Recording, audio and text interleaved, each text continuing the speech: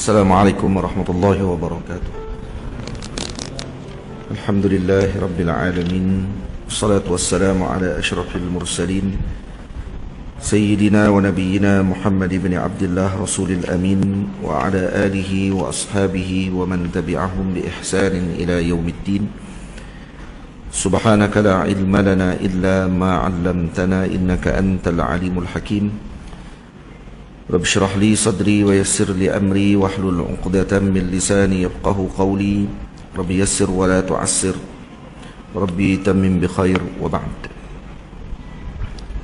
Saya muliakan Tuan Imam, ahli jawatan kuasa bagi Masjid Al-Bushra Merbuk,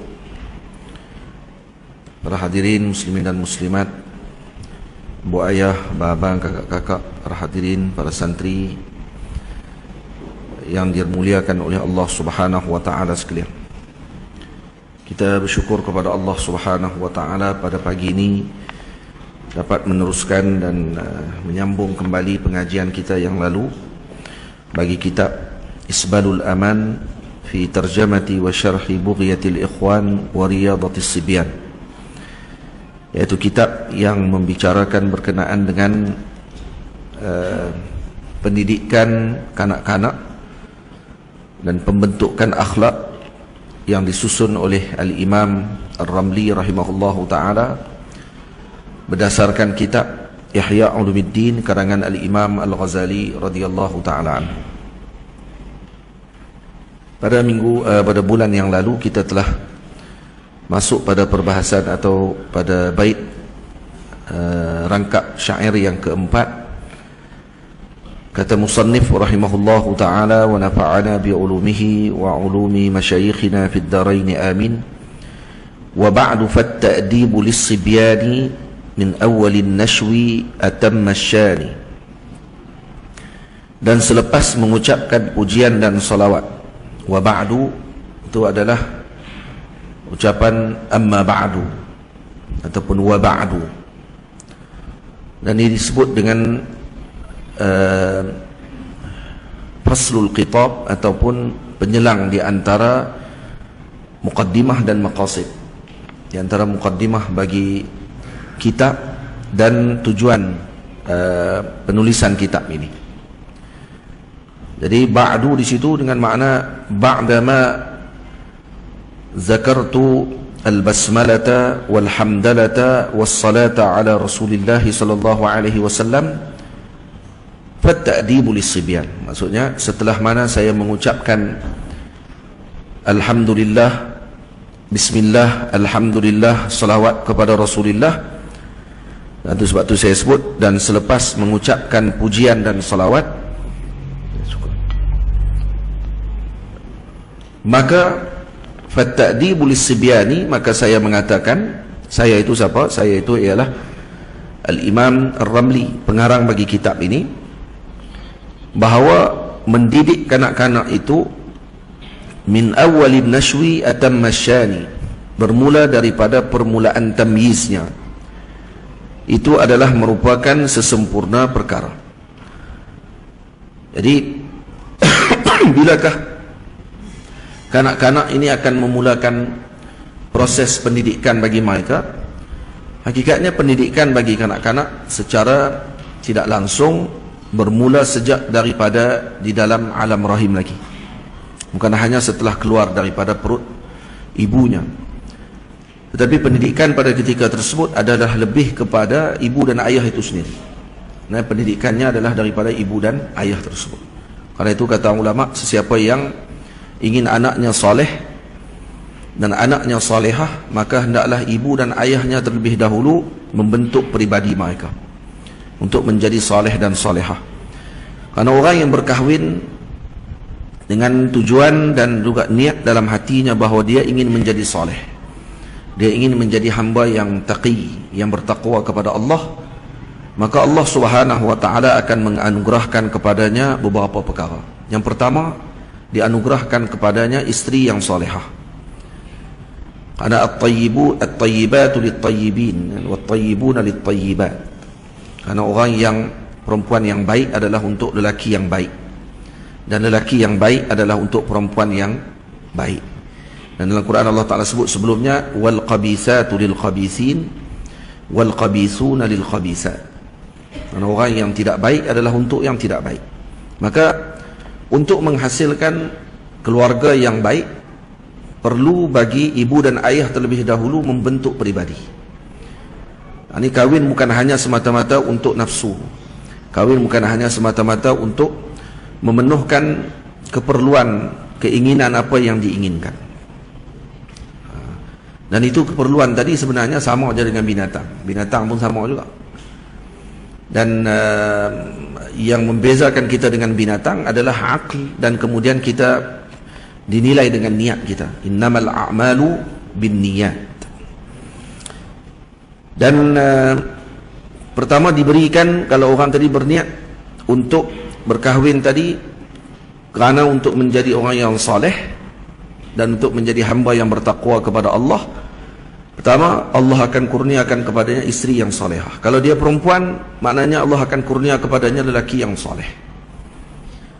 Yang kedua, dia akan dikurniakan dengan zuriat yang saleh dan salehah, insya-Allah. Dengan barakah niatnya tersebut akan dikurniakan dengan zuriat yang saleh dan salehah. Kemudian yang ketiga, akan diberikan dengan anak yang akan berbakti kepadanya ketika dia masih hidup dan setelah dia wafat. Jadi ada 3 kelebihan yang Allah Ta'ala berikan kepada orang-orang yang berniat dengan niat tersebut. Jadi ta'dibul sibyan, pendidikan kepada kanak-kanak, hakikatnya bermula sejak sebelum kanak-kanak itu lahir lagi. Dia bukan selepas budak itu lahir. Kecuali kalau kata ya, ibu dan ayah tadi tenggelam dalam lautan kelalaian, yang sebelumnya tadi ditenggelami dengan nafsu, kemudian setelahnya kembali berubah dengan taufik dan hidayah daripada Allah, maka alhamdulillah, maka dia kena mulakan pada ketika tersebut dengan permulaan yang baik dengan anak tersebut, yaitu memberikan pendidikan yang baik kepada anak itu. Yani perkara ini diberi perhatian oleh Rasulullah sallallahu alaihi wasallam. Sayyiduna Rasul sallallahu alaihi wasallam sangat memberikan perhatian kepada kanak-kanak sejak daripada awal usia dini lagi. Min awwali nashwi atamma syani. Yani bila akan diberikan dengan pendidikan kepada kanak-kanak, bermula daripada permulaan tamyiz adalah merupakan sesempurna perkara. Jadi tamyiz, bila tamyiz, kita dah sebut pada minggu lalu, tamyiz iaitu mumayyiz, yang disebutkan di sini bukan mesti pada umurnya 7 tahun. Tak. Umur 7 tahun dan tamyiz, iaitu dhabit bagi tamyiz, kata para ulama fiqh, fuqaha dalam mazhab Syafi'i menyebut permulaan tamyiz, dhabitnya ialah ketika seseorang kanak-kanak tersebut boleh makan dengan sendiri, boleh minum dengan sendiri, dan boleh istinja dengan sendiri. Ada 3 benda tu. Makan sendiri, minum sendiri, istinja sendiri. Dan kemudian yang kedua, cukup umur 7 tahun. 7 tahun qamariyah, bukan 7 tahun masihi, syamsiyah. 7 tahun qamariyah, iaitu 7 tahun hijri. Jadi kena tengok umur anak kita dengan tahun hijri. Ni kalau anak dia lahir tahun 1425 ni, 1445, tamam. Jadi 7 tahun adalah setelah sempurna. Contohnya dia lahir 1445 awal, 1445, 1 Muharram 1445, maka 1 Muharram 1446 ialah cukup 1 tahun. Tamam? 1446, 1447, 1448, 52. 1452, maka cukup anaknya 7 tahun. Jadi jangan kira dengan 2023, 2024, tak. Karena kemungkinan anak tu akan lebih kurang lagi umurnya. Dia ingat anak dia tu umur tak cukup lagi. Tak, kena kira dengan tahun Masihi, dengan tahun Hijri. Dan tamyiz yang kalau umurnya 7 tahun qamariyah tetap ataupun lengkap 7 tahun. Kemudian dhabit tamyiz tadi lengkap. boleh makan sendiri, boleh minum sendiri, dan kemudian boleh basuh berak sendiri, istinja sendiri, maka ketika ini wajib bagi ibu dan ayah, wajib untuk menyuruh anak tersebut solat. Makna wajib, kalau tak suruh berdosa. Suruh saja. Suruh dengan apa? Kata Al-Imam Zainuddin Malaybari, Al-Imam Zainuddin menyebut dalam Fathul Mu'in, kata beliau, ma'a at-tahdid, suruh bersama dengan ancaman. Salli wa illa darabtuk, kata itu. Sembahyang, kalau tak saya pukul kamu. Sebut begitu. Tak pukul pun, karena dipukul pada umur 10. Jadi bukan hanya suruh saja, suruh dan tahdid. Ni anak umur 7 tahun suruh sembahyang, suruh mayanglah abang. Abang tak mau sembahyang. Tak apalah. Nanti mak suruh dah. Tak boleh. Dia kena pesan pula, salli wa illa darabtuk. Nak cakap Arab ke? Tak, cakap Melayu lah. Kata jenuh kami ni. Orang mabuk ya kan. Ni tak tahu main naik bah ni, tak tahu daripada mana ni kan. Salli wa illa darabtuk. Kalau semayang, kalau tak saya tibai. Ataupun semayang, kalau tidak lagi saya habaq dekat ayah, ayah tibai lagi. Takutkan anak tadi dengan ayah dia. Dia kata ayah minta semayang. Tu jam balik kan. Jadi sebab tu pendidikan ini, kadang-kadang anak-anak kita dia boleh jadi semayang sebabkan kerana dia tengok ayah dia semayang. Ayah dia semayang, mak dia semayang. Kemudian kita akan tengok budak ni umur 3 tahun, 4 tahun tengok duk rokok sujud dah. 2 tahun duk rokok sujud dah. Walaupun tak betul. Orang diri dulu dia sujud terus. Tak apalah. Jenis tu. Maksudnya dia pernah tengok orang semayang. Jadi macam mana umur tadi? 7 tahun, dan kedua dhabit tadi lengkap. Dhabit tu dia dhabit ni. Dhabit ni dia macam dia kaedah tetapi pada bab yang tertentu. Kaedah untuk kita memahami dan mengenali bahawa kanak-kanak ni telah sampai masa untuk diberikan arahan. Tu. Faham? Sebab tu dhabit dalam bahasa Arab, kalau kata ni untuk orang mengaji lah. Kalau orang nak tulis dia punya makna dhabit. Dhabit ni maknanya adalah amrun kulli yang dhabitu fi babin wahidin. Dan ini perkara yang bersifat ataupun satu kaedah yang bersifat universal, yang bersifat menyeluruh, tetapi dia digunakan pada satu bab. Contoh kalau orang bincang masalah mujawir dengan mukhalid, air mana satu yang dikira bercampur dengan air yang hanya barang masuk dalam air tadi tidak dikira bercampur sehingga air tadi tidak boleh digunakan. Jadi air tadi jadi mutaghayyir. Air berubah ataupun tidak berubah. Ini kalau mengaji dalam apa ni fiqh berkenaan dengan ayat. Jadi kalau tak pernah dengar hak ni maknanya kena mengaji. Cik, datang apa ustaz sebut tadi tu? Mukhalid datang apa tu? Mujawir tu datang apa? Bercampur ayat-ayat berubah apa ni? Kalau tak pernah dengar yang tu maknanya kena mengaji. Kalau tak mengaji lagi itu tak usah duk gagah lah duk pergi habaq kat masjid suruh baca kitab tafsir. Faham?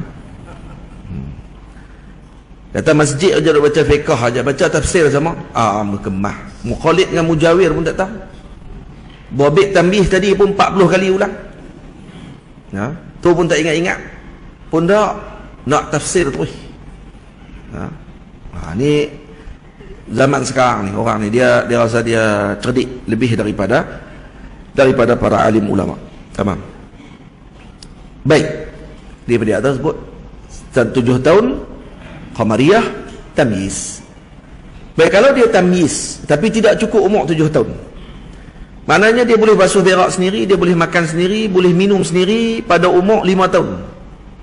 5 tahun dah boleh makan sendiri, basuh berak sendiri. Ada budak yang cepat macam tu. Dia adakah diwajibkan untuk ayah dan ibu ataupun kepada wasi, orang yang diwasiatkan kepada ayah dan ibu? Kalau ibu ayah dah meninggal, dia wasiat kepada keluarga dia, kepada datuk dia ke, kepada adik dia ke, abang dia ke, untuk jaga anak dia, ataupun kepada qayyim iaitu orang yang diwajibkan oleh kerajaan untuk menjaga anak-anak tersebut. yang ditanggungjawabkan oleh pihak kerajaan. Nah, maka mereka ni wajib tak bagi tahu kepada anak tadi untuk semayang.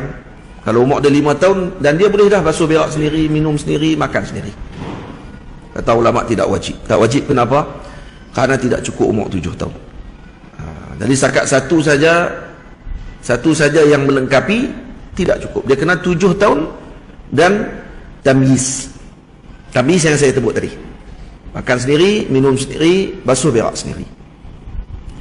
Kalau tak ada salah satu tu, tak boleh lagi. Contoh umur 7 tahun tapi tidak tamyiz, pun tak wajib juga suruh.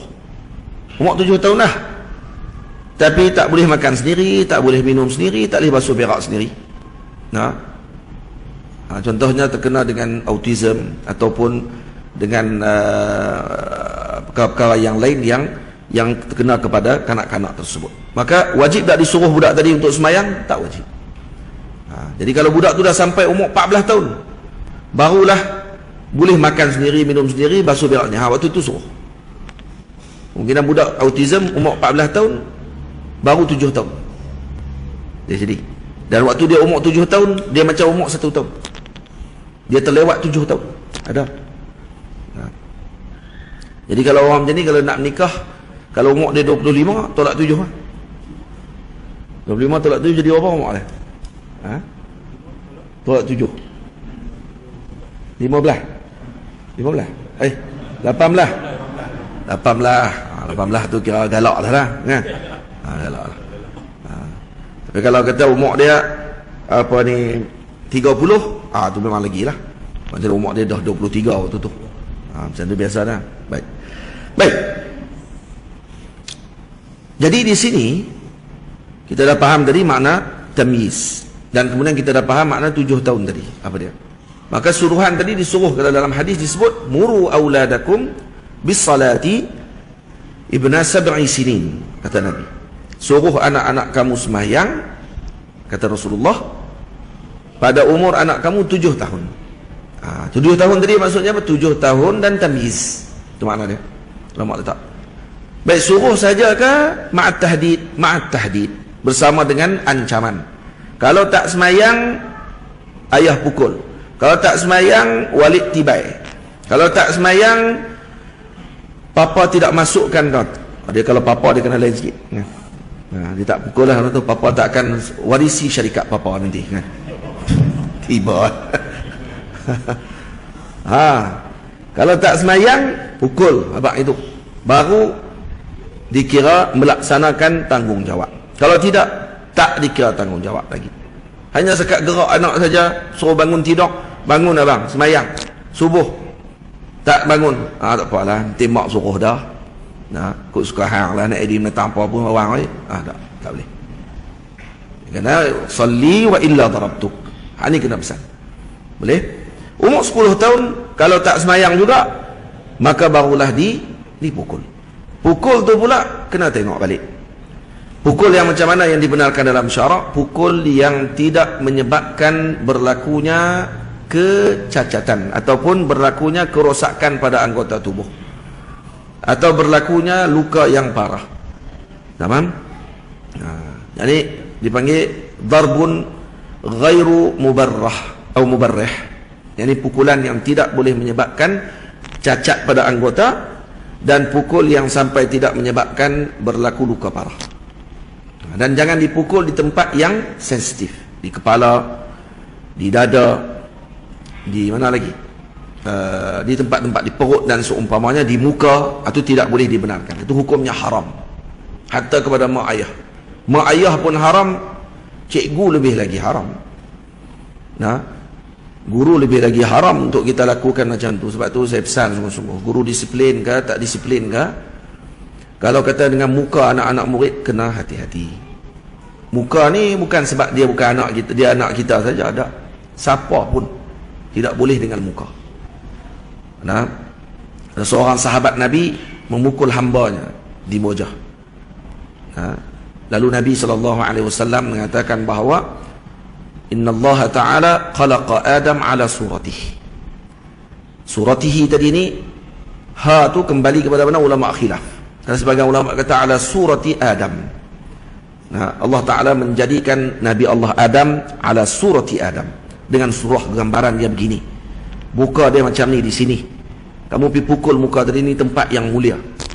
Karena wajhun dinamakan wajh, nah, limu wajahatin nas, untuk kita berdepan dengan muka orang. Lepas tu kita dipanggil wajh. Wajhun ni kerana muwajahah, kerana berdepan kita dengan orang ketika berbicara. Tamam? Jangan dipukul muka. Hukumnya haram pukul muka. Tamam? Masalah pukul pula, pukul apa ni anak kita tadi, pukul yang tidak boleh menyebabkan kerosakan pada anggota tubuh budak tersebut ataupun kecacatan yang kekal, dan juga tidak akan menyebabkan berlakunya luka parah. Tapi kalau kata pukulan tadi pula perlu dilihat semula. Kalau budak ni dipukul dan dia akan dengar cakap, ni insya-Allah tak ada masalah. Dan pukulan dia pula pukulan hanya untuk mengajar saja. Walau dengan qalam, walau dengan bidarbi al-qalam, walaupun dengan pen saja. Pukul dengan pen ataupun dengan kayu siwak. Ambil kayu siwak, tibai anak kita dengan kayu siwak. Ni kayu siwak dan ni tibai. Langsung semayang. Ish, budak ni. Buat yang tu ya. Takut dah anak pun. Tengok. Pak tak pernah buat. Dia buat macam tu anak takut. Ni duk boboy. Jadi tu teruk. Sampai ke sudah tak semayang. Tapi kena suruh ni dia macam iklan energizer lah. Nah. Iklan energizer dalam TV. Bukan energizer Everready. Pasal tak? Iklan Everready dulu ni keluar dalam TV tiap-tiap hari. Sat-sat Everready. Lepas tu dia buat keluar apa ni, mendatang kucing lari, pup jadi bateri. Ingat lagi kan bateri. Lah ni ada lagi iklan Everready? Tak ada dah. Everready pun tak buat iklan dah. Tapi kalau pergi ke kedai semua tanya Everready. Tapi nak hak yang RM1 je. Rupanya bukan Everready, dia nak bateri. Dia nak bateri tapi dah habaq Everready. Everready faham terus dah. Maksudnya dipanggil ismun ala ghalabah, dipanggil ismun ala ghalabah. Dah termenang dah, kalah dah nama-nama bateri lain, buh nama Everready. Padahal pergi ambil bateri everyday. RM1 3. Mana? Everyday. Pakai 2 kali habis bateri tu. Tapi dia nak tak Everready juga disebut. Macam tu juga iklan ubat gigi Colgate. Pi mana pun Colgate. Lah kali ambil Dali, tu tak tahan. Tak pun ambil ubat gigi Sufi. Tapi dia nak Colgate. Colgate yang dia maksudkan tadi adalah ubat gigi. Dia bukan nak Colgate tu sendiri. Dia nak ubat gigi tu. Maka dia menang nama tu. Faham? Kenapa jadi macam tu? Kerana diulang-ulang iklan tadi sampai orang dah jadi mangli dengan iklan tu dan sebut nama tu. Macam tu juga disuruh semayang kepada anak-anak. Bayang umur 7 tahun sampai 10 tahun disuruh. Takkanlah dia tak semayang. Melainkan dia ni memang benak betul lah. Benak, tak ada orang lah. Ni memang ajaib betul budak ni. Suruh sampai 3 tahun, 4 tahun suruh. Tetap tak semayang juga. Kita kena tengok balik. Ni mungkin kera. Tapi tak ada bulu. Boleh. Jadi suruhan tadi hikmah dia begitu. Nabi suruh. Baik, kena pukul tak? Pukul umur 10 kalau tak semayang juga. Lepas tu kalau umur 20, tak usah duk main cerita lah dekat tok guru mana pun. Anak saya ni tak mau semayang. Kena tanya balik. Dulu suruh semayang tak? Dulu suruh cara betul ke tak?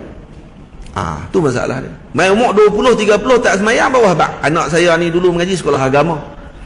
Tapi lah ni tinggal semayang. Ajaib ni. Dulu mengaji sekolah agama, lain ni tinggal semayang, tak mau semayang dah. Lepas dia kerja apa semua, tak mau semayang. Ya, mungkin kerana nafsu dia. Tapi kalau kita tanya balik, mesti ada masalah lain. Masalah dia, cara suruhan kita dulu pun tak kena. Dan di sekolah pula, waktu duduk di asrama, pun tidak ditekankan dengan penekanan yang sepatutnya untuk anak tadi solat. Dan kemudian anak-anak kita solat pula, kita tak sebut kepada dia tentang keindahan agama Allah Ta'ala. Tak dicerita tentang Rasulullah SAW. Kerana itu anak kita semayang, dia rasa macam satu tanggungjawab besar kepada dia. Dan ini adalah satu taklifan yang berat, yang kemudian dia kata dia tidak mampu lakukan. Itu kena, kata para ulama, nanti kita akan sebut dalam ni, apa dia teknik ataupun cara yang digunakan oleh para masyayikh yang terdahulu untuk mendidik anak-anak dengan apa ni, perkara-perkara yang berkait dengan agama. Saya sebenarnya rasa serabut di belakang ni pakai duk menyembang. Yang dalam ni ada kelah. Saya memang serabut. Kalau boleh habaq kat mereka, mereka pergi duduk, lagi elok lah. Tak pun mereka pergi dengan bagi tempat depan mata saya, tu je.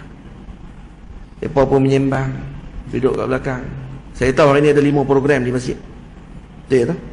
5 program. Ya Allah.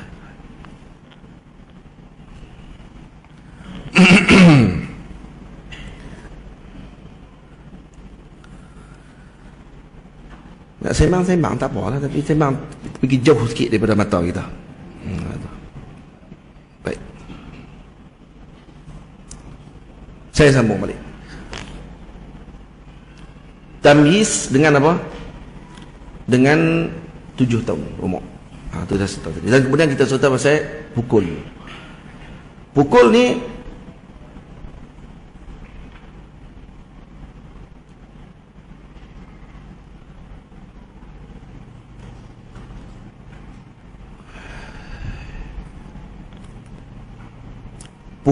apa ni Allahumma salli ala sayyidina Muhammad. Dia kena tengok keadaan. Sama ada pukulan tadi dipukul, kalau pukulan tadi akan menyebabkan kanak-kanak tadi akan berubah dan jadi baik, maka elok untuk orang panggil apa, diberikan pukulan tersebut. Tapi syarat pukulan tadi tidak akan menyebabkan berlaku kerosakan pada tubuh yang kita sebutkan tadi, ataupun kecacatan yang akan berlaku kepada kanak-kanak tersebut. Yang kedua, kalau dipukul dan budak tadi tetap tidak akan berubah, malah dia akan lari pula daripada ibu dan ayah dia akan lari. Maka macam mana keadaan anak-anak yang macam ni? Maka kata ulama, kalau dipukul dia akan berubah dan dia akan lari, maka sebaiknya dielakkan daripada pukul. Bukan sebaiknya, tak maaf, tidak dipukul terus. Jadi ditinggalkan terus pukul, hanya memberikan nasihat sahaja. Jadi kena tengok balik keadaan anak tersebut. Jadi di sini menunjukkan kepada kita bahawa para ulama memahami nas Al-Quran dan hadis Nabi SAW bukan dengan literal. Tidak hanya dibaca saja kemudian dipaham dan kemudian ditatbikkan terus tanpa melihat kepada kondisi. Maka kena perhati balik bila Nabi sebut dalam hadis, muru auladakum bis salati ibna 7 sinin wadribuhum ibna 10 sinin. Suruh anak kamu semayang pada umur mereka 7 tahun dan pukul ketika umurnya 10 tahun. Jadi pukul tadi macam mana? Dengan syarat yang kita sebutkan tadi. Kalau kata anak tadi akan lari dan tidak akan dengar cakap selepas itu dan akan semakin liar, maka tidak dipukul pada waktu itu. Jangan dipukul, hanya memberikan nasihat sahaja, walaupun dia tidak sembahyang. Boleh? Walaupun dia tidak sembahyang. Baik. Wa ba'du fatta'dibu lis-sibyani min awwalin nashwi atamma syani. Dan selepas mengucapkan pujian dan selawat, maka saya mengatakan bahawa mendidik kanak-kanak itu bermula daripada permulaan tamyiznya itu adalah merupakan sesempurna perkara. Jadi tadi yang kita baca dalam hadis bisalah dengan sembahyang, kata ulama termasuk sekali suruhan dan diancam dengan pukul tadi bagi perkara berkaitan dengan puasa. Puasa pun sama juga. Ada sebahagian orang dia kata, sebahagian penceramah kata, ya Nabi suruh sembahyang saja bukan puasa. Dia kata puasa tak apa, tak payah. Hak ni dia pandai-pandai pula lebih daripada para fuqaha lagi. Jadi tak boleh macam tu. Yang boleh, yang betulnya apa dia? Puasa juga wajib disuruh, dan kalau tidak puasa pada umur 7 tahun maka diberi juga dengan tahdid tadi. Puasa, sum wa illa darabtuk. Puasa, kalau tidak saya pukul kamu. Kalau tidak ayah pukul kamu. Umur 7 tahun. Dah kena puasa lah. Bukan hanya sembahyang saja, puasa juga disuruh kata ulama, seperti yang disebutkan oleh sahib Fathil Mu'in. Lama. Min awalin nashwi. Ini bermula daripada tamyiz. Dari tamyiz di sini, adakah sama dengan tamyiz yang kita bicara masalah solat dari umur 7 tahun? Tak, kata sebagian masyayikh di sini, dengan makna ketika anak tadi sudah mencapai umur tamyiz, iaitu dia boleh makan sendiri, minum sendiri, basuh berak sendiri, walau umurnya tidak lagi sampai 7 tahun, maka boleh dah untuk memberikan pendidikan kepada kanak-kanak tersebut dengan didikan agama. Ini yang disebutkan ataupun yang diajarkan oleh Nabi kita Muhammad sallallahu alaihi wasallam kepada para ahli keluarga baginda Rasul sallallahu alaihi wasallam. Diceritakan bahawa Sayyidina Rasul sallallahu alaihi wasallam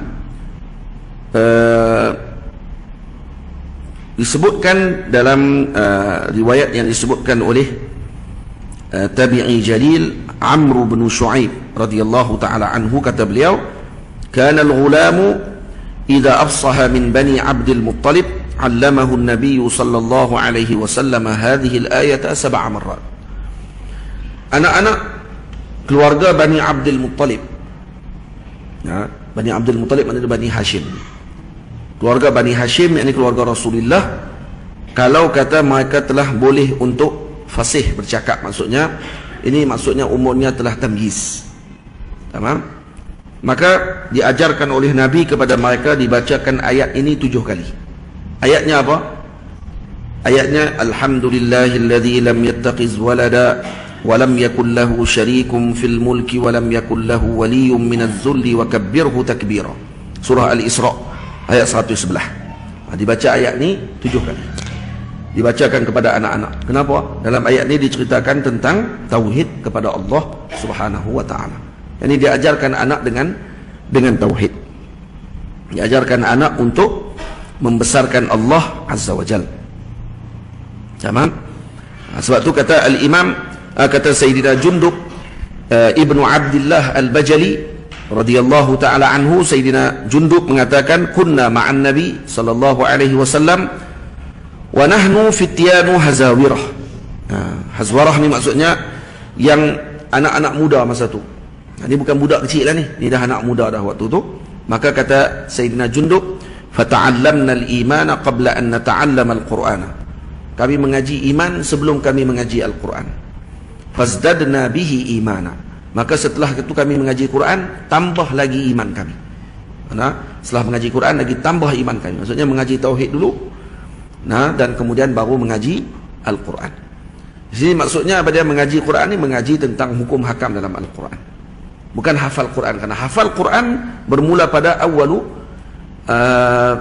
umur. Yakni pada permulaan ketika anak tadi telah fasih dan boleh untuk berbicara dan juga boleh untuk menghafal, maka dihafalkan anak tadi dengan Al-Quran.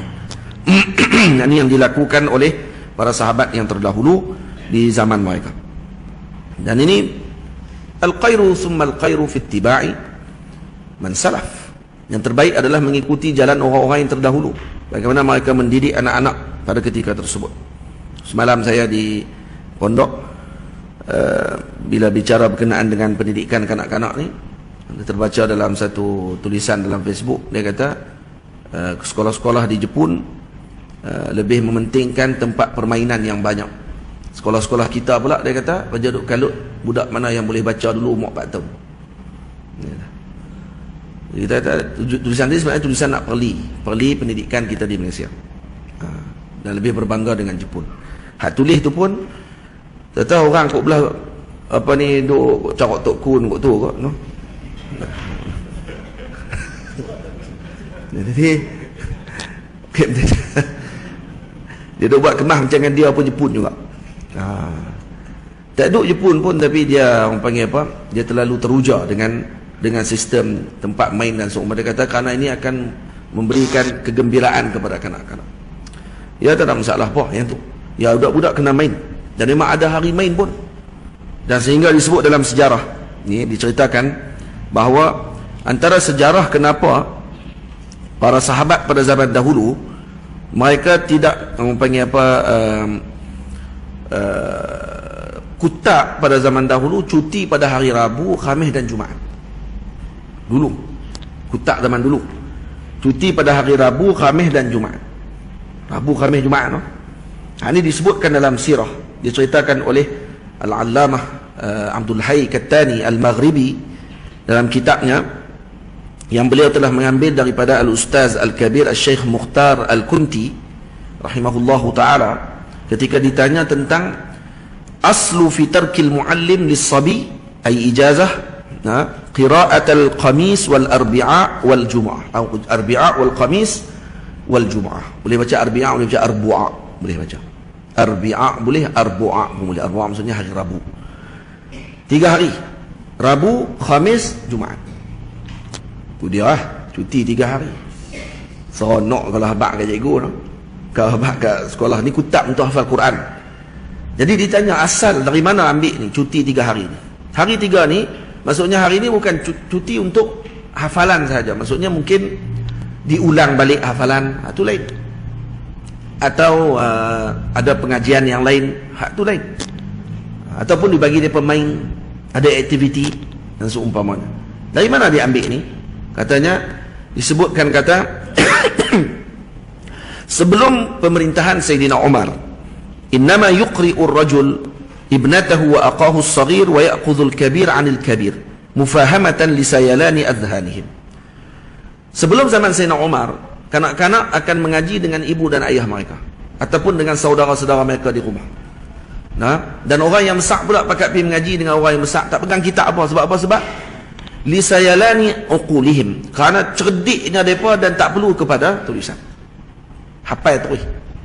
Malah hari ni ramai kita tengok macam tu. Perli kan? Amin macam ni. Mai kelas tok guru duk. Imam Syafi'i. Masuk habis semua ni dalam kepala. Dia tunggu nak tapis je. Mana tu tak boleh. Dia jadi apa ni zaman gitu, zaman tu. Sehinggalah setelah itu berlaku futuhat ataupun pembukaan negara Islam yang besar. Dan kemudian ramai yang masuk di kalangan ajim dan ahli bawadi, orang-orang kampung dan juga ajam, orang-orang yang bukan Arab masuk Islam ramai. Maka ramailah kanak-kanak pada waktu tersebut. Maka Sayyidina Umar bin Al-Khattab mengarahkan pada ketika tersebut untuk membina buyutu at-ta'lim atau makatib ataupun kutab dia panggil. Kutab ni macam sekolah rendah lah, tadika, untuk kanak-kanak hafal Quran. Jadi dibina buyutul kutab atau makatib. Maka dilantik orang untuk mengajarkan kanak-kanak ni, dipanggil muaddib. Dipanggil muaddib untuk mengajarkan anak-anak dengan ilmu Al-Quran dan juga menghafalkan Al-Quran dan mengajarkan mereka adab. Dan kemudian mereka ni biasanya akan membaca Al-Quran dan mengulang bacaan tadi dan hafalan selama seminggu. Satu hari ketika mana Sayyidina Umar balik daripada peperangan, dan perang tadi balik pada ketika hari Rabu, sampai saja di Madinah pada ketika tersebut, yang menyambut Sayyidina Umar pada waktu itu adalah kanak-kanak ini. Mereka bakal keluar daripada kutab disambut Sayyidina Umar di sempadan. Seronok dengan kepulangan Sayyidina Umar dan ahli tentera semuanya pada waktu itu pulang daripada perang. Maka mereka pergi sambut dan mereka duduk pula dengan Sayyidina Umar sampai ke hari Khamis. Sayyidina Umar duduk di masjid, sembang, budak-budak pun ramai main duduk. Ni kalau salah kalau ada orang kata orang takut dengan Sayyidina Umar. Sebab tu kalau baca dalam kitab, Sayyidina Umar kalau budak-budak tak tidur, ibu-ibu zaman dulu kalau anak dia tangguk-tangguk tak tidur, duk bagi tidur, tak tidur juga, duk teriak, dia akan sebut apa? Panggil Sayyidina Umar lagi. Senyap terus budak. Hai, kata punya takut, budak pun takut dengan Sayyidina Umar, bukan budak. Jin. Jin yang kacau budak tu. Jadi mak ni sebenarnya dia nak halau jin tu. Dia tak panggil Sayyidina Umar lagi baru tahu. Lari terus jin tu. Dengar nama Sayyidina Umar je dah lari dah. Ni ajib dan juga agungnya Sayyidina Umar radhiyallahu anhu. Dan kanak-kanak ni mai duduk keliling Sayyidina Umar, sembang dengan Sayyidina Umar waktu tu. Dan Sayyidina Umar melayan mereka dengan sangat seronok. Dan Sayyidina Umar bila mana melihat anak-anak tadi duduk dengan dia daripada petang Rabu sampai ke hari Khamis, kemudian hari Jumaat dah memang biasanya cuti. Maka Sayyidina Umar pun kata, selepas ni bagi cuti kepada mereka pada hari Rabu dan hari Khamis, kerana mereka telah melayan aku dan datang sembang dengan aku pada hari Rabu dan hari Khamis. Dan campur kali dengan Jumaat, jadi 3 hari. Kena bagi mereka rehat. Dan kata sebagian ulama, wada'a ala man attala hadhihi sunnah. Dan Sayyidina Umar doa pula, siapa yang tak ambil sunnah ni tak akan berjaya. Dia jadi tahfiz bolehlah try beramai dengan ni.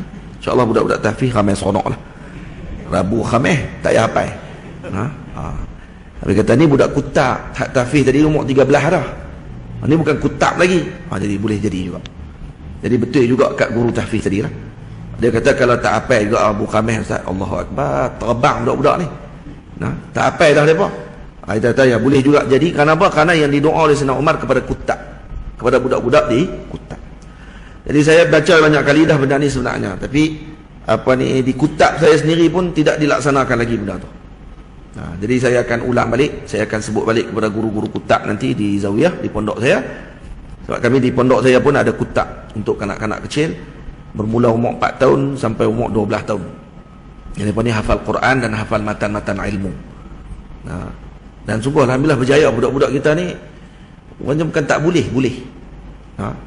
Umur 5 tahun dah hafal Tuhfatul Atfal, matan tajwid, bahasa Arab. Berapa baik matan Tuhfatul Atfal? Berapa baik? Wildan? Lebih kurang 50 lebih. 50 lebih baik. Baik ni rangkap syair. Kemudian hafal Aqidatul Awam, lebih kurang 57 baik. Jadi daripada ada 100 baik dah dalam kepala mereka. Dan kemudian sekarang tengah menghafal Burdah Al-Imam Al-Busiri. Burdah Imam Busiri 161 baik. Dah 161 baik. Dan ada 2-3 orang dah khatam Burdah Al-Imam Al-Busiri dihafal. Termasuk dengan Aqidatul Awam dan juga Tuhfatul Atfal. Habis ni mereka akan hafal pula Al-Ajurumiyah. Sampai nanti akan masuk kepada Alfiyah Ibnu Malik. Maknanya sebelum umur mereka 18 tahun, 17 tahun insya-Allah akan khatam Alfiyah Ibnu Malik 1000 baik. Alfiyah akan hafal sebelum mereka masuk ke aliyah. Peringkat aliyah seperti santri yang ada sekarang di Zawiyah, di pondok saya. Jadi hafal, boleh hafal sebenarnya, bukan hafal Quran saja. Mereka hafal kalimatan, tapi cuma syarat tak boleh duduk di pondok. Mereka kena balik rumah. Kena balik rumah. Jadi mak ayah kena mai duduk di Pedu lah. Kalau kata hak duduk jauh-jauh tu kena mai pindah di Pedu lah. Ada 2 orang dua keluarga yang pindah mai duduk di Pedu. Pertama keluarga pakcik saya sendiri duduk di Langkawi, kemudian balik pindah ke Pedu semata-mata untuk masukkan anak dia ke Kutak Zawiyah. Kemudian ada seorang abang ni daripada dia orang Johor, kemudian duduk di Bukit Selambau. Dulu ni berulang daripada Bukit Selambau pergi ke Pedu setahun, tiap-tiap hari. Bukit Selambau Pedu 2 jam. Pagi pukul 5 pagi dah keluar, pukul 7 sampai dah di Pedu. Hantar anak setiap hari selama 1 tahun. Sebelum anak dia yang ambil SPM tu habis lah. Ni anak dia SPM dah habis, pindah duduk di Pedu dah. Saya suruh dia pindah duduk Pedu, kata teruk kat tu. Dan dia kata insya-Allah, dan dia pindah dah duduk di Pedu. Kenapa saya tak bagi ada asrama? Ramai dah pakat duk main habak kata tak ada asrama. Kalau ada asrama kami hantar dah anak. Dia seronok, dia nak lepas anak dia kat kita. Main kat dia seronok nak ada asrama kepala bapak apa kan. Main kat kita nak suruh kita jaga anak dia. Kamu lah jaga anak kamu waktu kecil itu.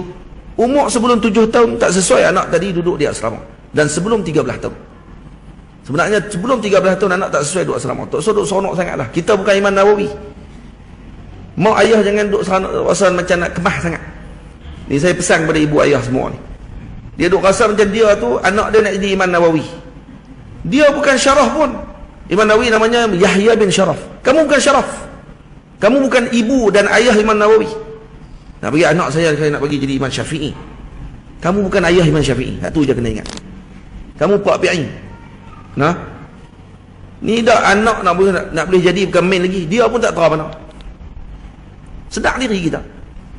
Jadi sepatutnya anak umur sebelum 7 tahun dan ke atas sebelum 13 tahun adalah tempoh dengan mak ayah. Tempoh dia dengan mak ayah. Kenapa? Dan ni adalah kajian yang dibuat. Dan satu sekolah-sekolah kita, kebanyakannya anak-anak masuk ke asrama umur 13 tahun.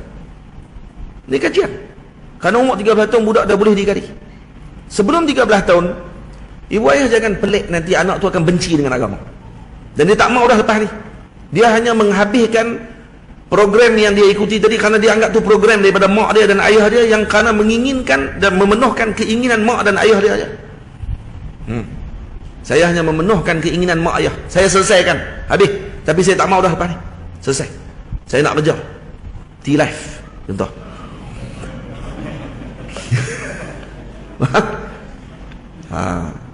Saya nak pakai cap, saya nak pergi duduk di kedai KFC, tapi saya hafiz Al-Quran. Saya nak kerja lah, saya tak mau dah ngaji agama ni. Sebab apa? Saya dah perit dah dengan kehidupan ni. Amboi, baru 13 tahun, baru 16, 17 tahun, baru 18 tahun, dah perit dah dengan kehidupan. Amboi. Nampak tak? Kenapa jadi macam tu? Kerana kadang-kadang anak-anak dipaksa dengan keinginan ibu dan ayah. Waktu tu anak sepatutnya duduk dengan ibu dan ayah. Umur 7 tahun, 8 tahun, 9 tahun, 10 tahun, 11 tahun, 12 tahun, duduk dengan mak ayah. Pulang pergi sekolah. Walaupun hafalan mungkin tak banyak macam tahfiz, tapi dia boleh hafal dengan kegembiraan. Kenapa? Kerana setiap hari jumpa mak ayah dia, dan balik dia boleh tengok handset. Itu yang paling seronok ni.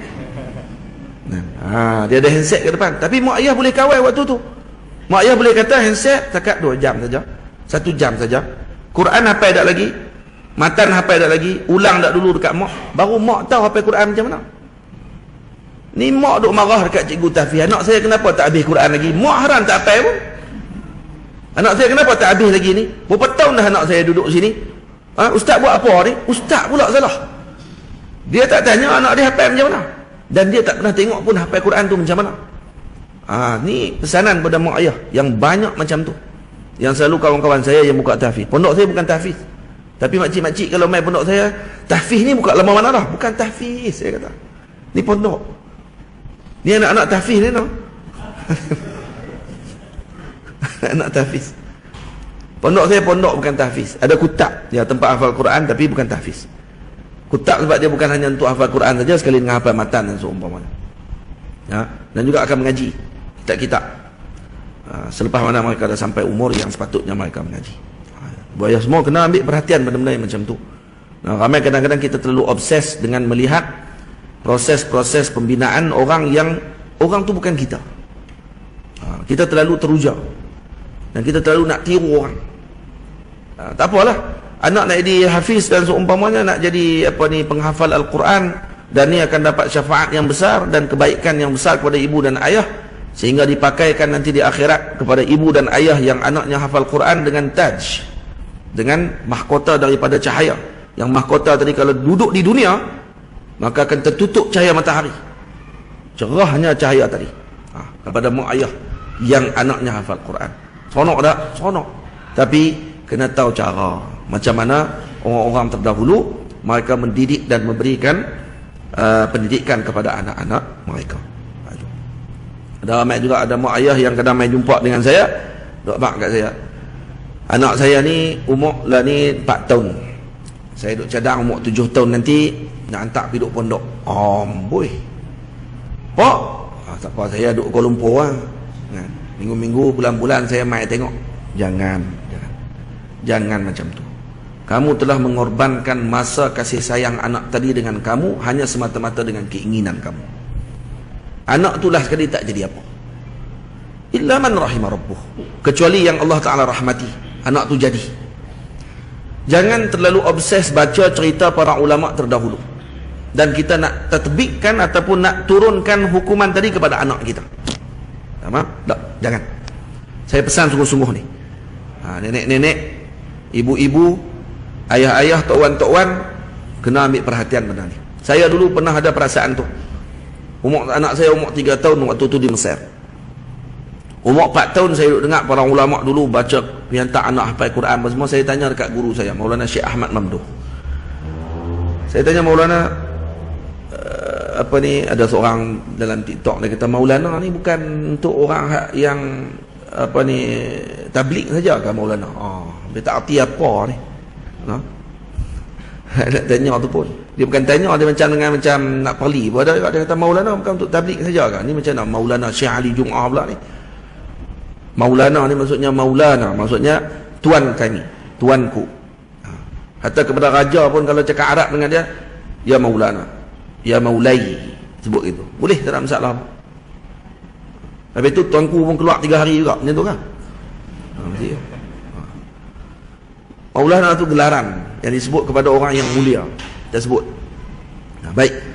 Jadi saya tanya Maulana, boleh tak kalau saya nak hantar anak saya ni, ada tak kutak di Qahirah, waktu tu saya di Mesir, kutak di Qahirah ni yang ada terima budak-budak umur 3 tahun 4 tahun dan seumpamanya. Saya kata, nak buat apa Muhammad? Kamu nak buat apa? Kamu nak bunuh anak kamu dengan waktu dia waktu kecil ni? Bagi dia hidup dulu sebagai dia kanak-kanak, bagi dia seronok dengan zaman kanak-kanak, bagi dia ada kenangan kanak-kanak dia. Ini yang Syekh pesan kepada saya dan saya ingat sampai sekarang. Tamam. Dia kata, dan memang apa ni, sepatutnya untuk mendidik anak-anak perlu kepada ibu dan ayah beri perhatian dan duduk dengan anak tersebut. Jangan dipisahkan dengan anak dan ibu tadi dan ayahnya ketika umurnya belum sesuai untuk dipisahkan.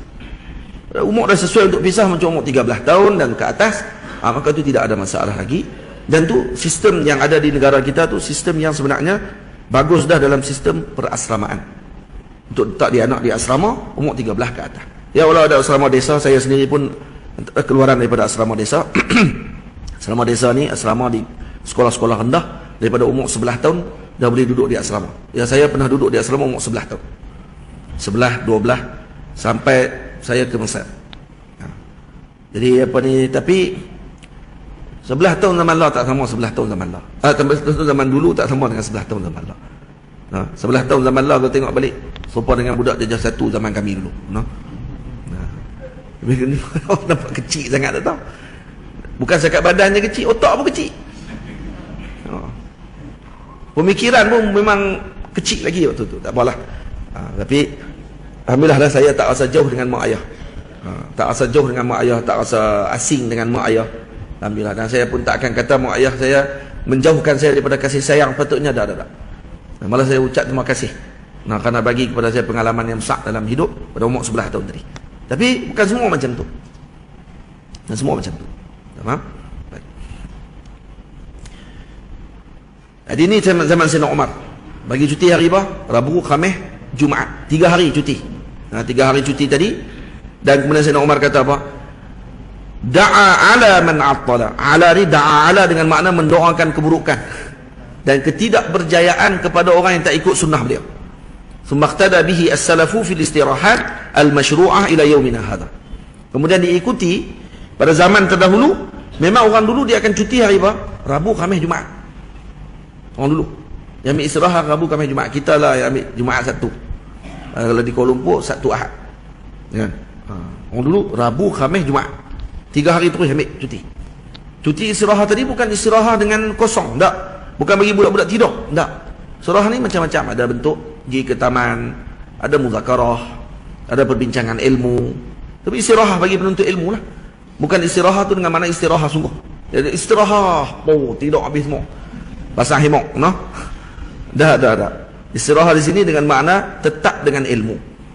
Sebab tu kata dalam kitab para ulama, kalau kata hari Khamis zaman dulu, mereka akan keluar pergi nuzhah, pergi ke taman-taman, pergi ke bukit, pergi ke apa ni, berehat-rehat lah. Berehat-rehat untuk ni, kalau orang zaman lah pergi ke Aman Sentral, contoh gitulah kan. Bagi dia rehat dah tu. Pergi Aman Sentral, pergi kedai buku, pergi tengok tu kerehatan bagi penuntut ilmu. Pergi ke maktabah, library dan seumpamanya untuk kerehatan. Kalau rehat dia macam tu, alhamdulillah. Masuk hutan, tengok pokok-pokok, parti kijang, contoh. Tu dibagi kerehatan bagi orang yang terlibat dengan ilmu. Bukan balik rumah bini kedua. Satu tak rehat tu. Satu penin. Penuntut dunia. Itu bukan penuntut ilmu. Baik. Ini kena pakai kan ni? Kan macam mana ni? Dengar ke? Siapa punya ni? Dengar? Dengar. Okay. Boleh tak? Boleh ibu ayah semua no? Faham tak ni saya cerita ni? Faham. Saya faham sebab zaman lah ni zaman ibu ayah semangat dengan agama. Dia nak anak dia, cucu dia kata kalau boleh nak jadi tok guru satu masa akan datang. Jadi daripada umur 3 tahun lagi saya kena bentuk dah jadi tok guru. Tok pun tak tok guru. Tok tak tok guru, tok wan pun tok garu. Tapi nak anak tok guru. Bagus, niat bagus, comel-comel. Tapi ikut step. Ikut panduan. Jangan kalut.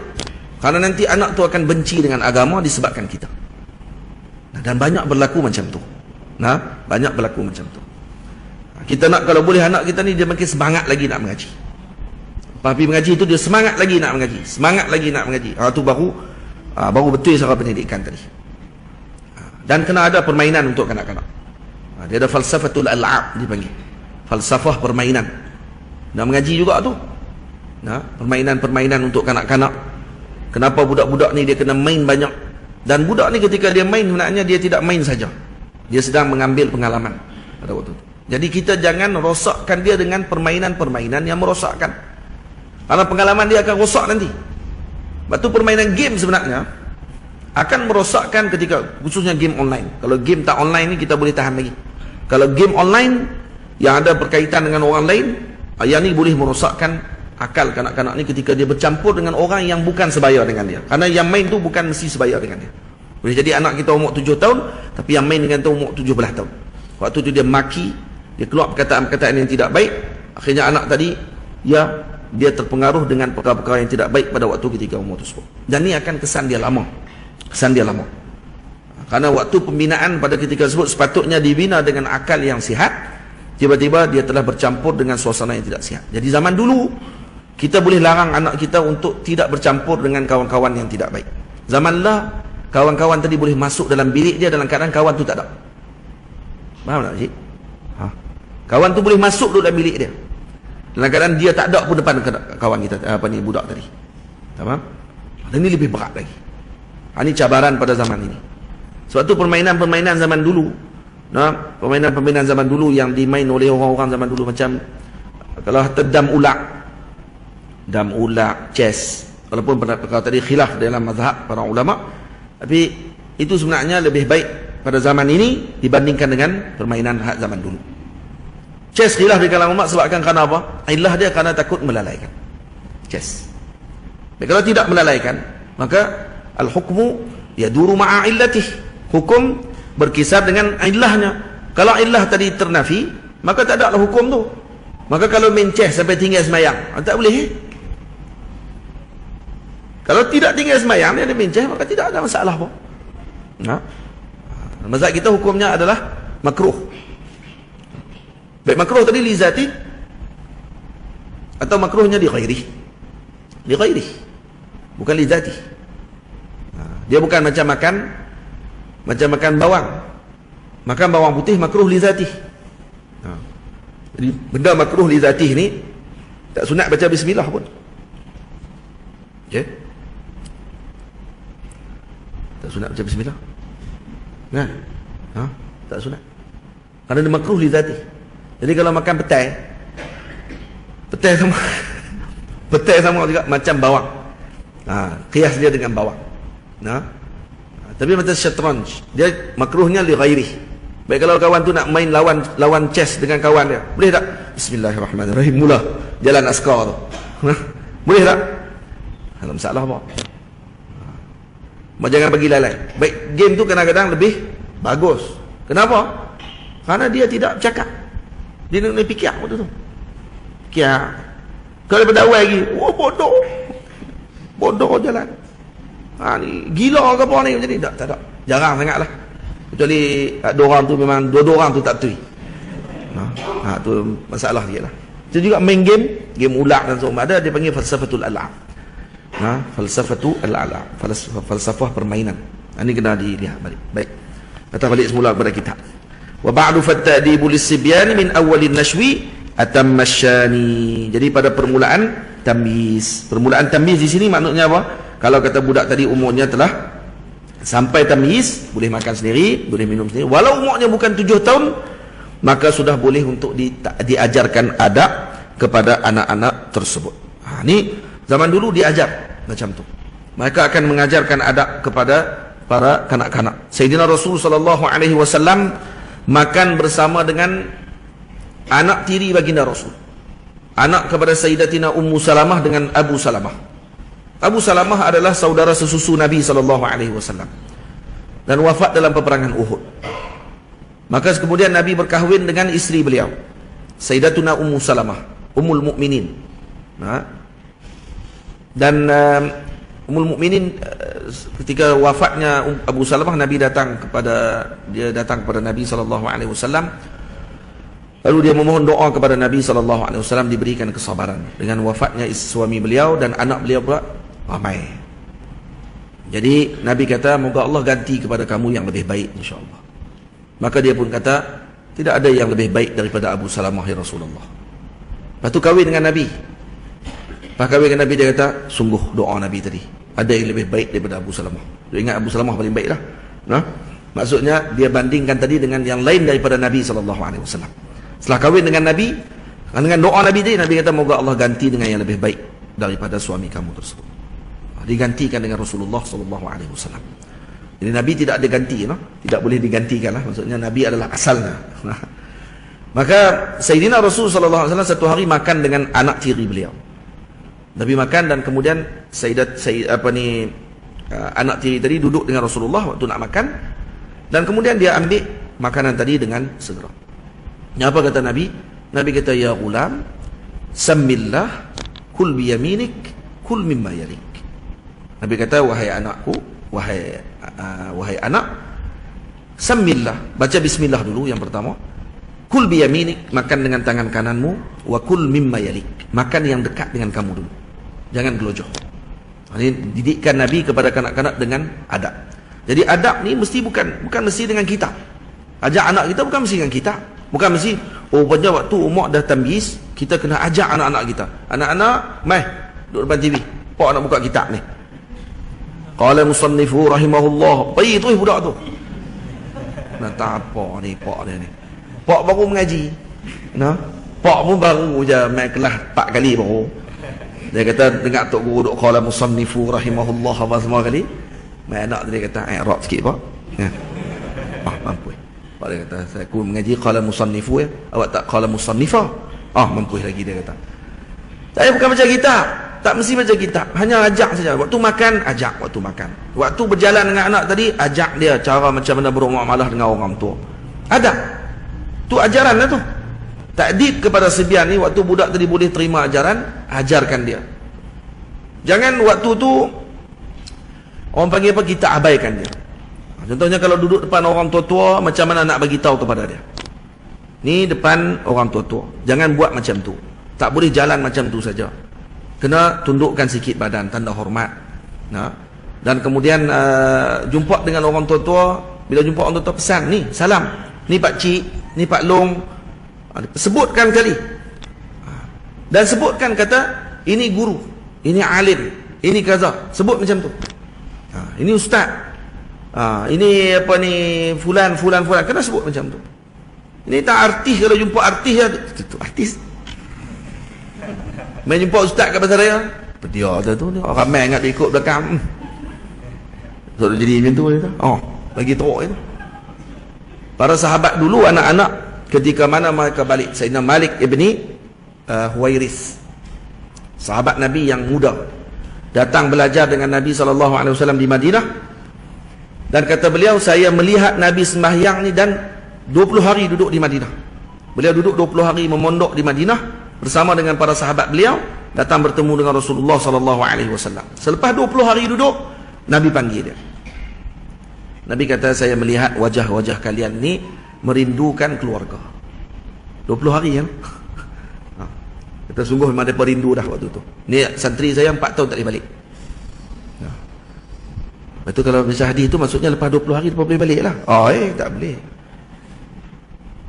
Yang tu Rasulullah 20 hari duduk, keluar balik jadi alim terus waktu tu. Nabi kata apa kepada Sayyidina Malik? Sayyidina Malik ni, hadis yang berkenaan dengan solat yang kita dapat sekarang ni, periwayatan tentang solat Nabi adalah daripada beliau. Kalau kita baca hadis bab solat yang sempurna lengkap, daripada Sayyidina Malik bin Huwairis. Ajib Sayyidina Malik bin Huwairis. Duduk 20 hari saja, hadis solat kita dapat semua. Jadi Sayyidina Malik bin Huwairis, Nabi kata beliau, dia datang duduk di Madinah 20 hari dengan Rasulullah. Selepas 20 hari Nabi pun panggil, Nabi pun tanya khabar, macam mana kesihatan keluarga, macam mana mak ayah semua sekali. Baik, kenapa Nabi tanya? Karena Nabi kenal dengan mak ayah mereka. Baik, kenapa mereka datang? Karena mereka tidak berpada dengan ilmu bapa mereka. Ayah mereka sahabat, balik ke kampung cerita tentang Rasulullah. Maka anak-anak muda pada waktu itu dan juga anak-anak pada waktu tersebut sangat semangat untuk datang mengaji sekali dengan Rasulullah. Maka itu menyebabkan mereka meninggalkan kampung mereka yang jauh, bermusafir datang ke Madinah Al-Munawwarah, duduk bersama dengan Rasulullah untuk melihat terus Rasulullah. Ini orang panggil apa? Himmah aliyah, semangat yang tinggi pada anak-anak muda zaman dulu.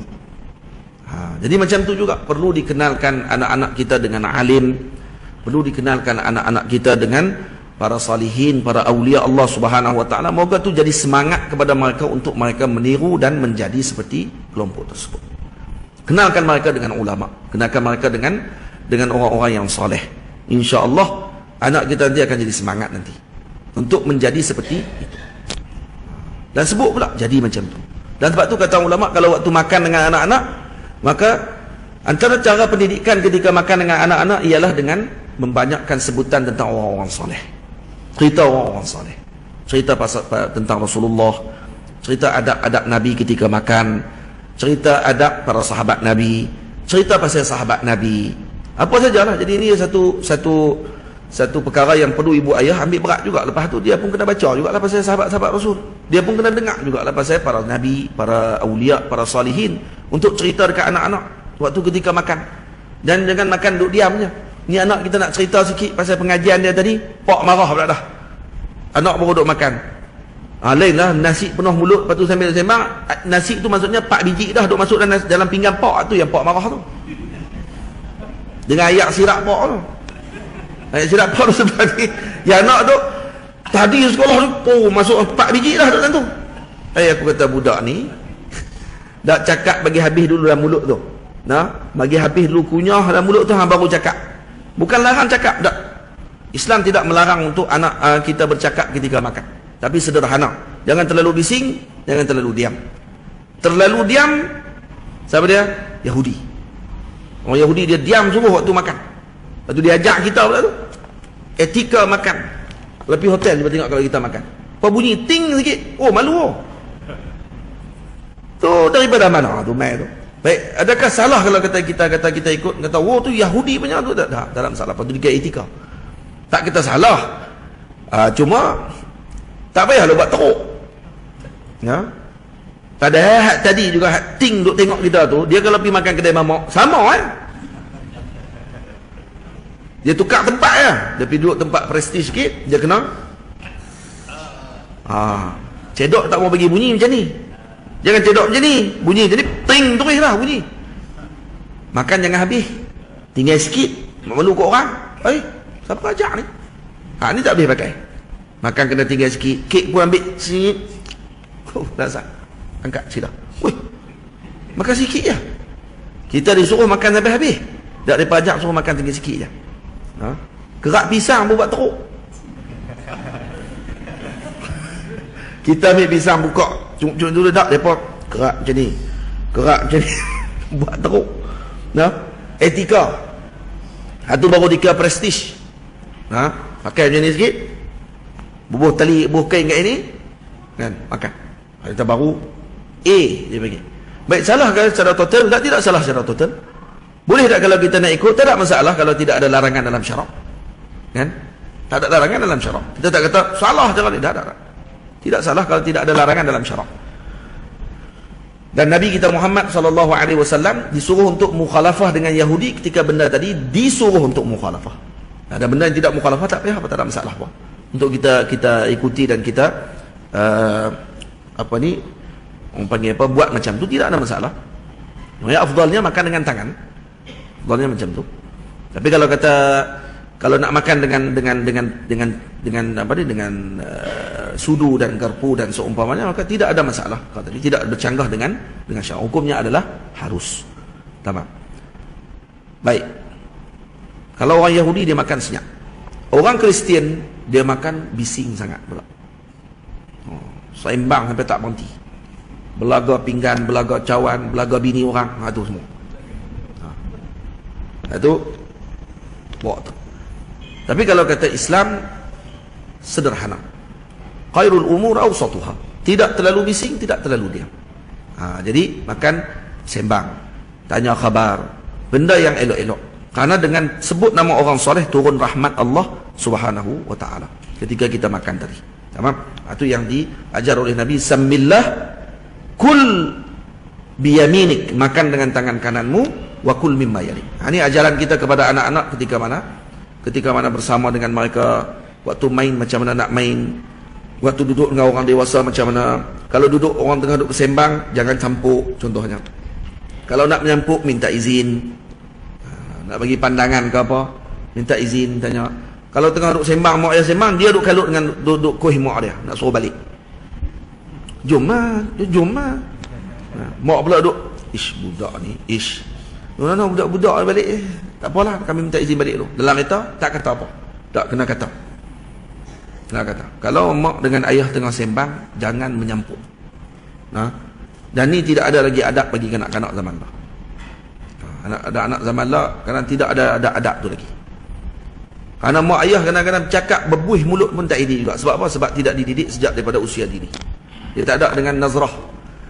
Dulu mak kita tengok saja, anak duk buah lah rumah orang, lari mak duk ni. Angguk tu ya, sup, habis bateri budak tu. Terus, hai, ajaib. Mak tak payah jekah, tengok tu ya. Pergi terus budak tu. Dia tahu dah apa kesan yang akan berlaku selepas ni. Mak zaman lah, Allahu Akbar. Generasi Alpha dia kata, nanti tak? Alpha no? Memang Alpha betul. Anak main dia pula pecah rumah orang. Budak-budak biasalah. Jam terus rumah tu. Kata mampu aku macam ni. Kalau main 3 orang macam ni, lingkup ranak rumah aku. Sebaiklah dinding buat daripada bata. Kalau buat daripada kotak, rasanya terbang dengan rumah-rumah sekali. Mak dia macam tu. Biasalah anak-anak kecil, biasalah. Dia tengah sekarang ni, tengah apa ni? Tengah duduk di mabuk, cakap orang KL waktu tu, tak tahan. Dia tengah bersemangat wajah pada waktu ni. Wajah tu. Jadi kenapa yang apa ni kena biar tu? Dia kena ada tarbiyah bin nazrah. Kena ada ni pandangan mata. Ayah kalau dia tengok anak tadi, dia tengok aja, anak tadi akan takut. Dia bagi jadi macam sulhafah. Kata ulama macam penyu. Penyu dia tarbiyah anak-anak dia dengan tengok saja, tanpa menyusu. Penyu mai ikut mana dia punya puting susu dia. Ibu-ibu. Ada orang Terengganu? Pernah tengok penyu bertelur? Tengok penyu ada puting, nak bagi susu kat anak dia, mai kok mana puting susu penyu, mana ada. Baik macam mana anak penyu tadi membesar? Kata ulama dengan nazrah ibunya, dengan pandangan ibunya. Maksudnya binatang pun ada tarbiyah bin nazrah. Di dalam sufi sebut ni antara tarbiyah yang agung, tarbiyah dengan pandangan. Sebab tu guru ketika dia memandang muridnya, ni tarbiyahnya Rasulullah. Para sahabat boleh tahu Nabi suka, Nabi tak suka dengan hanya melihat pandangan mata Nabi. Riak wajah Nabi, dia tahu Nabi tak suka. Dan dia tak akan buat benda yang Nabi tak suka. Jadi kalau tengok muka tak apa nak okey pada waktu tu, mereka dah mula berhati-hati.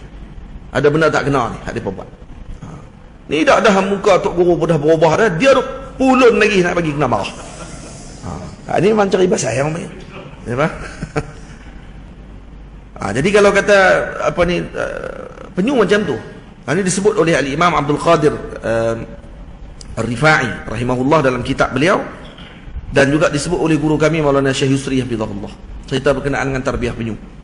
Penyu dia tarbiyah macam tu. Kadang tu dia bila dia menetah anak dia, duduk letakkan telur anak apa ni yang dia bertelur tadi ni, bila anak dia dah keluar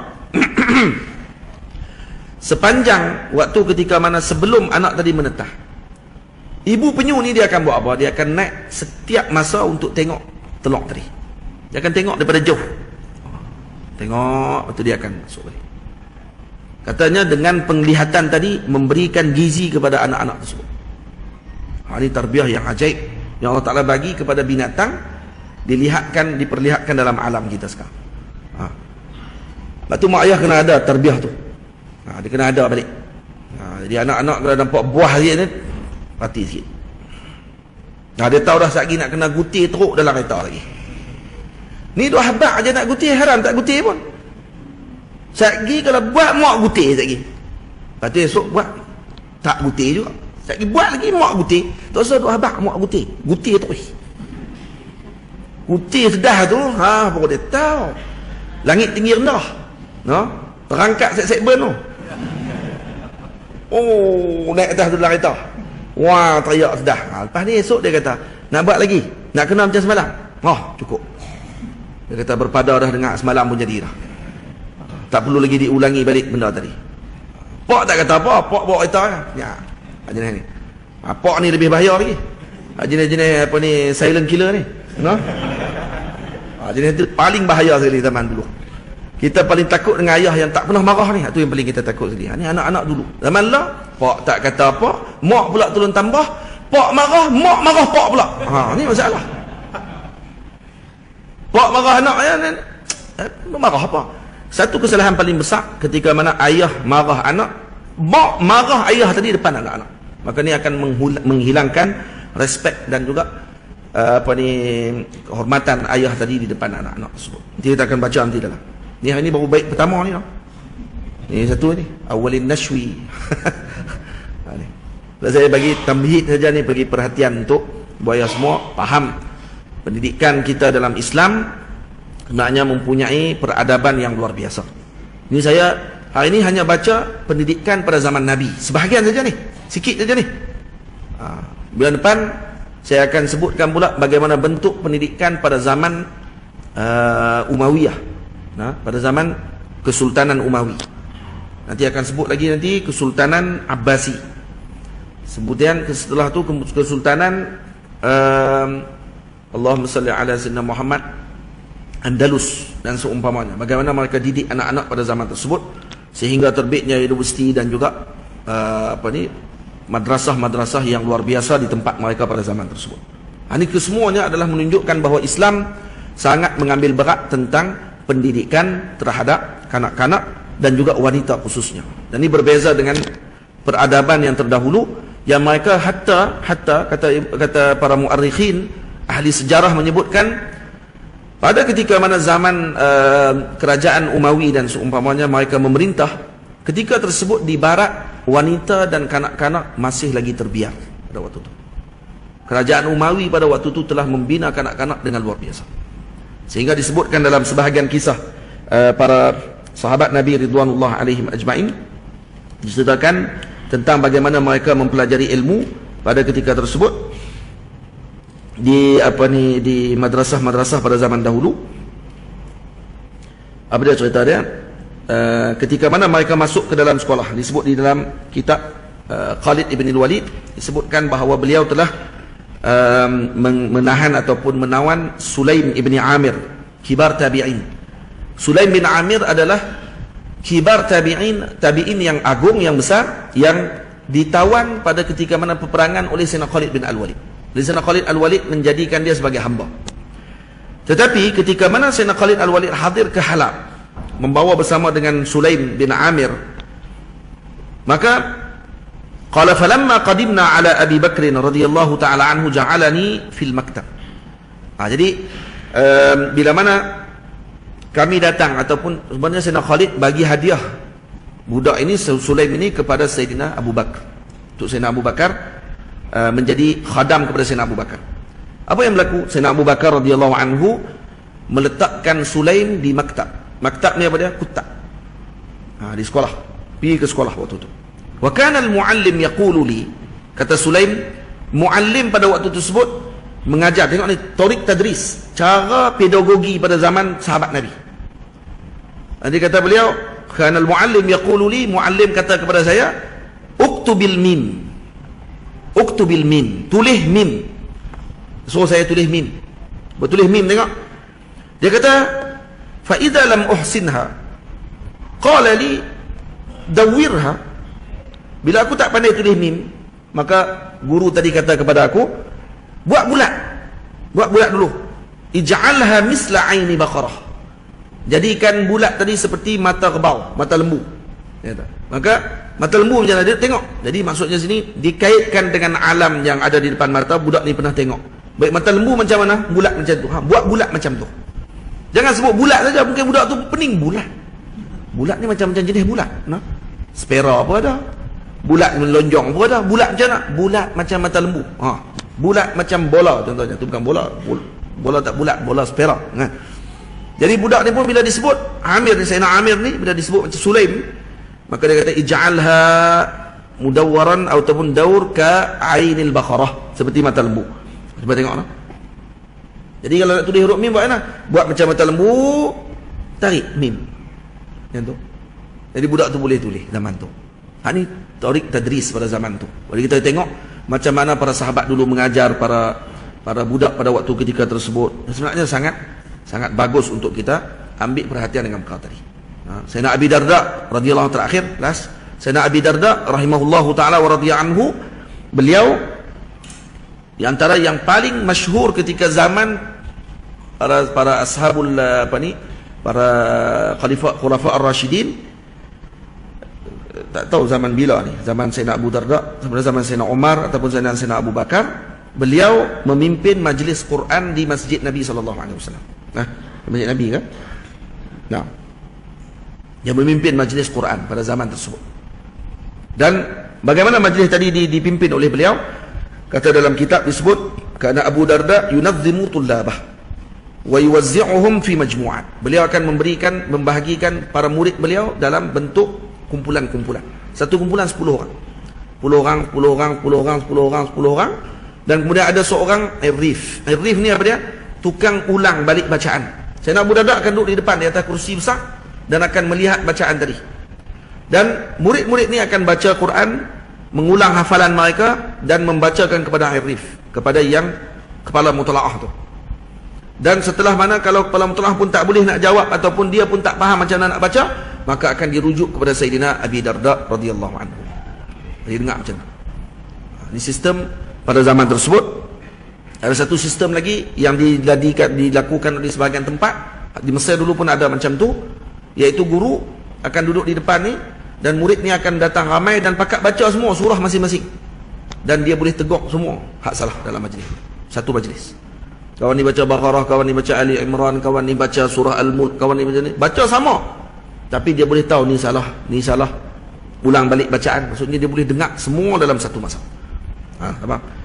Jadi bila dikumpul balik, berapa ramai orang yang mana ada dalam majlis Sayyidina Abi Darda, dikatakan ada lebih kurang 1,600 lebih orang. 1,600 orang, maksudnya ada majlisnya lebih kurang dalam berapa? Satu majlis, satu lingkungan 10 orang. 1,600 orang berapa lingkungan? 160 lingkungan. 160 lingkungan dalam masjid pada ketika tersebut yang hadir ke majlis Sayyidina Abi Darda untuk mengaji Al-Quran. Bukan dengar ceramah, mengaji zaman tu. Dan ditulis. Dan kemudian setelah wafat Sayyidina Abi Darda, digantikan oleh murid beliau setelahnya, iaitu Sayyiduna Ibnu Amir. Salah seorang yang membawa qiraat Ibnu Amir. Maka beliau salah seorang yang memimpin majlis Sayyidina Abi Darda radhiyallahu taala anhu. Ni perkara-perkara ni kita kena tahu sejarah ni untuk apa? Untuk kita tahu bahawa peradaban dalam Islam luar biasa. Sejak daripada zaman Khulafa ar-Rasyidin dalam memberi perhatian kepada kanak-kanak. Dan ni yang hadir ni kebanyakannya kanak-kanak.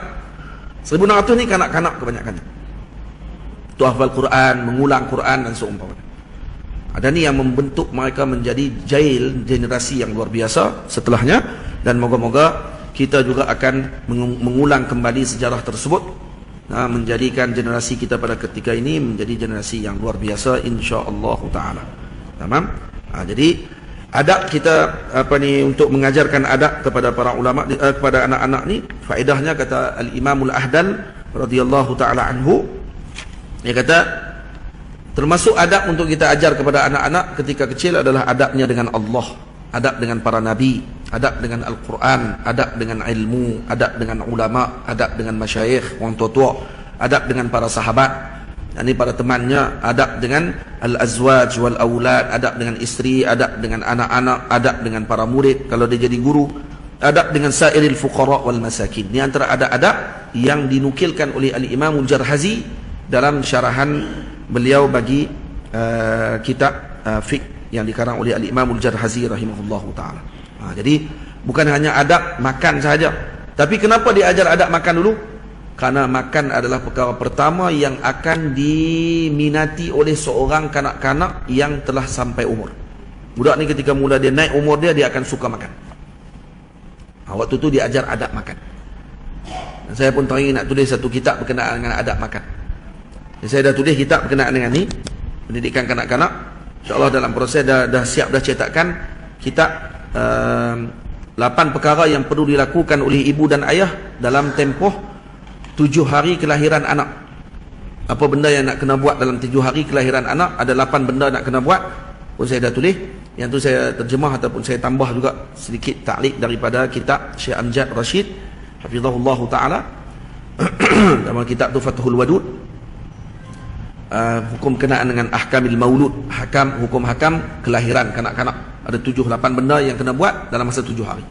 Ataupun insya-Allah akan sampai dalam 2-3 hari ini akan sampai kitab tersebut di pondok. Nampak ni kita akan baca kitab tersebut insya-Allah.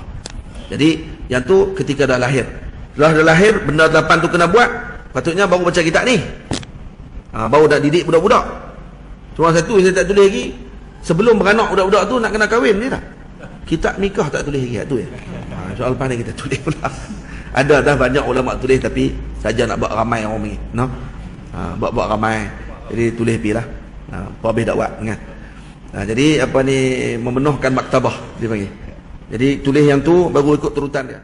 Saya adalah beberapa kitab yang kita karang, tak banyak tapi ikut turutan tadi untuk pembinaan umat baginda Nabi kita Muhammad sallallahu alaihi wasallam. Jadi kawan-kawan saya bagi tadi sebenarnya untuk murid-murid saya lah.